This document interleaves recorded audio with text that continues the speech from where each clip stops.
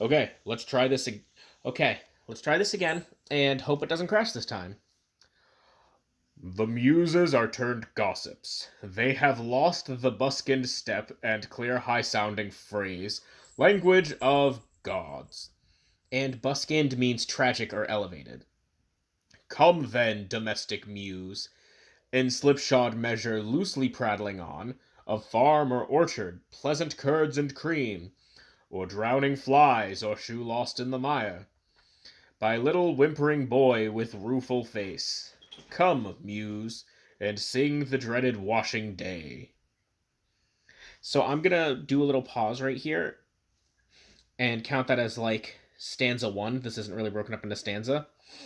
So that line there, or shoe lost in the mire by little whimpering boy, like you have a little boy and he lost his shoe in the mud, basically. This to me is looking a bit like a poem about housewives. Anyways, more on that later. Ye who beneath the yoke of wedlock bend. Yep, there we go. Wedlock, marriage. With bowed soul full well ye ken, which is ken is Scottish for no. The day which week, smooth sliding after week, brings on too soon. For to that day nor peace belongs nor comfort. Ere the first grey streak of dawn, the red-armed washers come and chase repose, nor pleasant smile, nor quaint device of mirth. Ere visited that day the very cat from the wet kitchen, scared and reeking hearth, visits the parlor, an unwanted guest. And unwanted there doesn't mean like I don't want you, it means unaccustomed. Which I guess you could turn to mean like if the guest is unaccustomed, you don't really want him there. Up to interpretation. Anywho. The silent breakfast meal is soon dispatched, uninterrupted save by anxious looks cast at the lowering sky, if sky should lower. From the last evil, oh preserve us, heavens! For should the skies pour down adieu to all remains of quiet, then expect to hear of sad disasters, dirt and gravel stains hard to efface, and loaded lines at once snapped short, and linen horse by dog thrown down, and all the petty miseries of life. And linen horse there means a drying rack. Saints have been calm while stretched upon the rack in Guatemozen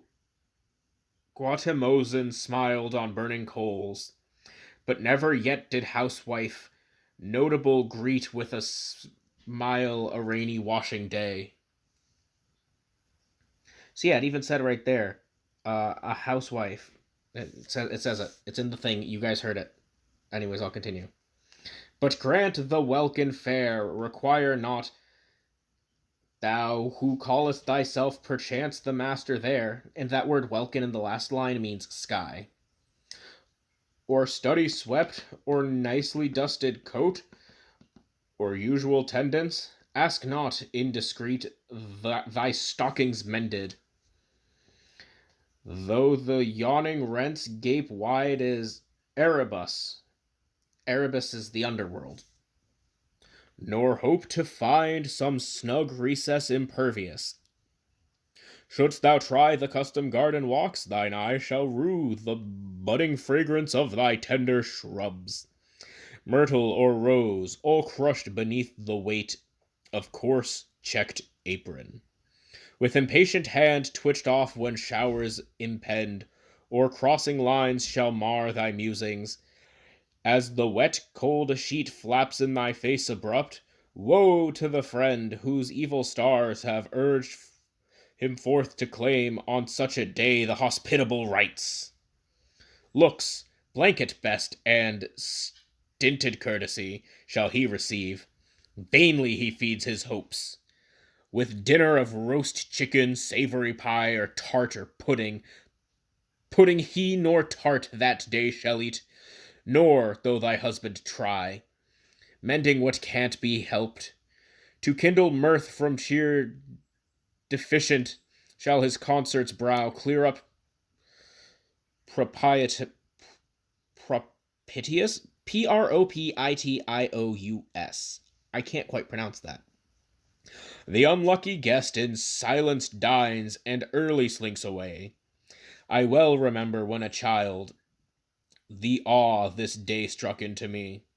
For then the maids, I scarce knew why, looked cross and drove me from them.